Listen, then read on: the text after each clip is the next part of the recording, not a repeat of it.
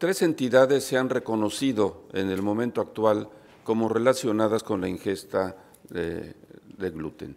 Una, la enfermedad celíaca, que es una enteropatía autoinmune desencadenada por la exposición del gluten en personas con predisposición genética. La alergia al gluten, que también es una reacción de tipo inmunológica tipo 2 contra proteínas del gluten específicamente. Y un término en busca de enfermedad, la sensibilidad al gluten sin enfermedad celíaca, que son todas las personas que presentan síntomas o signos gastrointestinales o extraintestinales cuando consumen gluten y estas manifestaciones ceden cuando se suspende. El gluten es una proteína, está presente en el trigo, en la cebada, en el centeno y está constituido por prolaminas y gluteninas. En realidad, la prolamina del trigo es la gliadina, la de cebada es la ordeína y la de centeno es la secalina, y tiene la característica, comparten la característica de ser muy ricos en prolamina y en glutamina. Como ven ustedes, la Q es la glutamina y la P es la prolamina en la composición.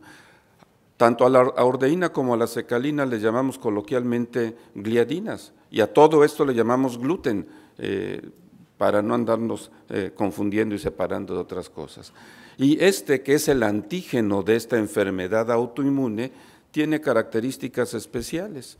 Esta es una molécula de gluten y distintos segmentos de la molécula de gliadina ejerce efectos especiales sobre la mucosa del intestino.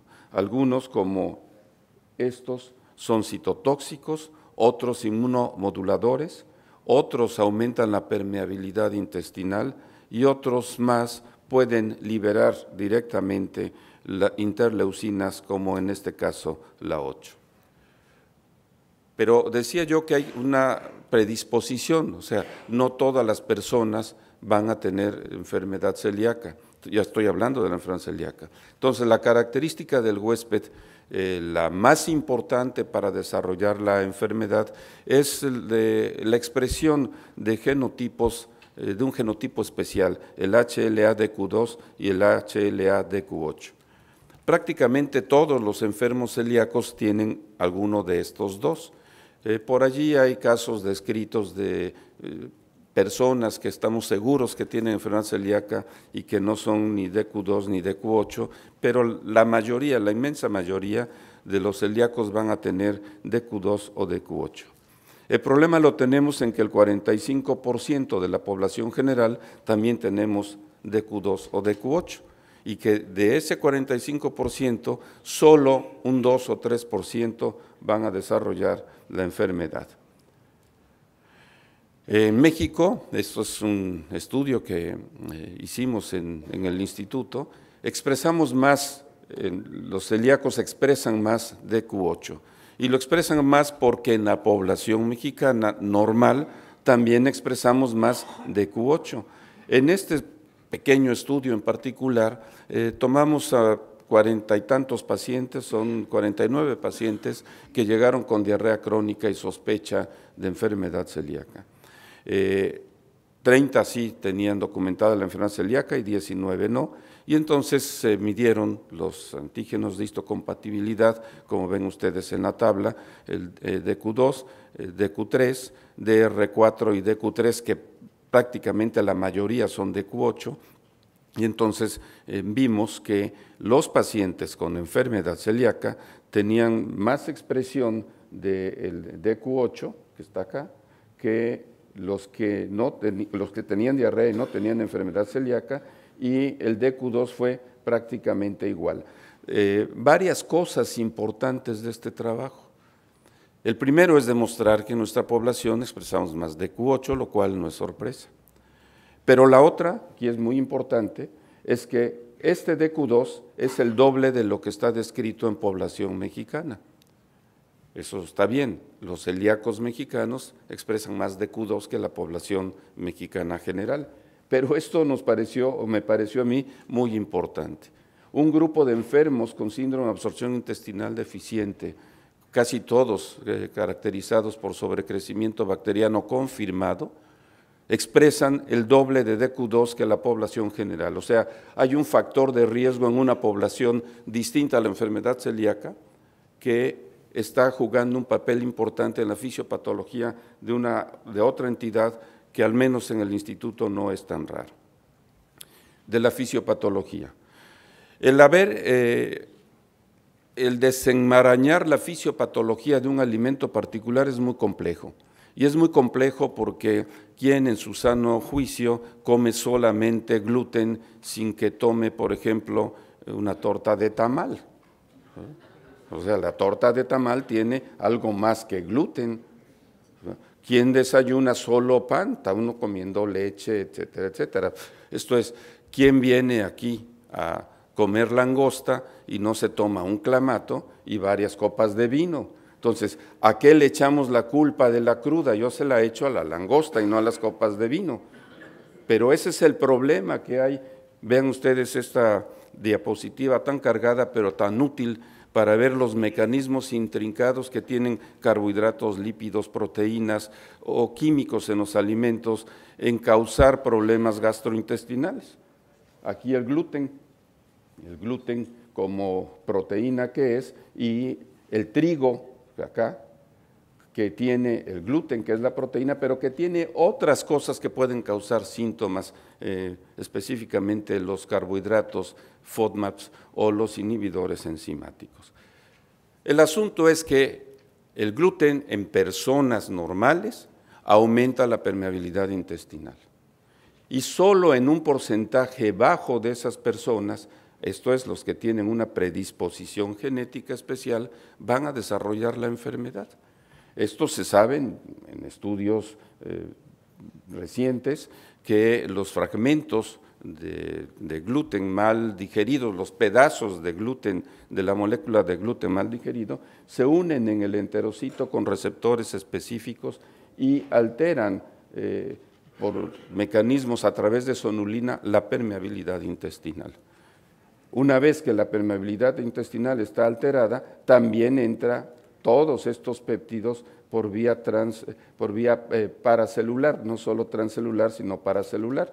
Y el efecto final en cuanto a fisiopatología se desarrolla en la parte de abajo del enterocito, en donde una célula presentadora de antígeno toma a esta gliadina ya desaminada por la transglutaminasa tisular, entonces la toma y la presenta a las células efectoras, que en este caso les muestro en la parte de abajo de la diapositiva, son linfocitos T que van a desarrollar una respuesta TH2 y también TH1 que va a ser la responsable de la respuesta inmunológica que vamos a tener a la ingesta de esta proteína. Importante es que esta célula presentadora de antígeno presenta el antígeno bajo un contexto DQ2 y DQ8, y es por eso la susceptibilidad genética mediada por esta importante en esta fisiopatología.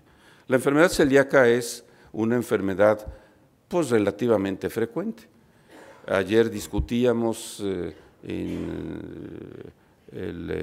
las guías clínicas que en México la cero prevalencia y la enfermedad celíaca varía entre 0.2 y 0.7, dijimos. Bueno, esta es una enfermedad mundial, afecta a todas las razas del mundo de manera distinta. Esta es una diapositiva que tomé de este estudio recientemente publicado y en donde separo en distintos continentes. Curiosamente, los argelinos subsaharianos tienen una frecuencia extraordinariamente elevada y se ha confirmado de enfermedad celíaca, 5.6. Acá nos situamos nosotros, de 0.2 a 0.7, que es muy a 0.8, perdón, que es muy parecida a la descrita en Argentina y Brasil y en los Estados Unidos, y las frecuencias europeas, las frecuencias en Asia y las frecuencias en Nueva Zelanda. O sea, es una enfermedad que afecta prácticamente a todas las razas del mundo, alrededor de 1% en promedio, entonces no es tan rara. En un país como el nuestro, 1% se equivale a 800, 900 mil personas de la población general que podrían tener enfermedad celíaca. ¿Cómo la diagnosticamos? La diagnosticamos a través de, primero, la sospecha clínica, que es la menos frecuente en nuestro medio, y luego la aplicación de autoanticuerpos específicos. Y los autoanticuerpos específicos están dirigidos a la transglutaminasa tisular. Esta es una enzima ubicua, está en muchas partes del organismo, es de matriz extracelular y esta es la responsable de la autoinmunidad en esta enfermedad. La sensibilidad, especificidad de las distintas productos para diagnosticar de los distintos anticuerpos, antígenos, anticuerpos para diagnosticar enfermedad celíaca se muestra en esta diapositiva. La antitransglutaminasa IgA va de 73 hasta el 100% y quiero que noten que son muy específicas. Esto es, cuando son positivas, sobre todo a títulos elevados, prácticamente diagnostican la enfermedad. De primera línea usamos los antitransglutaminasa tisular IgA o los anticuerpos a gliadina de aminada IgG. Hay un combo comercialmente que mide los dos al mismo tiempo. De manera confirmatoria se usan los anticuerpos antiendomicio y los que ven acá son los que no se recomiendan. Los antigliadina nativos no tienen ningún sentido, no se recomiendan y no sirven prácticamente para nada. Este es el algoritmo o la ruta crítica que se deben seguir para diagnosticar enfermedad celíaca. Ante un cuadro clínico compatible o población en riesgo, lo que tenemos que medir es inmunoglobulina A y en el mismo tiempo medir transglutaminasa tisular IgA. ¿Por qué esto? Porque un porcentaje no despreciable de celíacos tienen una deficiencia selectiva de IgA. Entonces, si tenemos una IgA normal y un anticuerpo antitransglutaminasa IgA negativo, pues podemos estar confiados en que la posibilidad de enfermedad celíaca no es muy alta. En este algoritmo en particular recomiendan ante la positividad de estas cosas, la antitransglutaminasa tisular IgA, hacer una biopsia de mucosa duodenal. Ayer también discutíamos sobre la utilidad de esta estrategia en aquellas personas que tienen elevación de 10 veces o más sobre el nivel basal de transglutaminasa tisular, si con confirmar con un anticuerpo antiendomicio podríamos evitar la biopsia de intestino.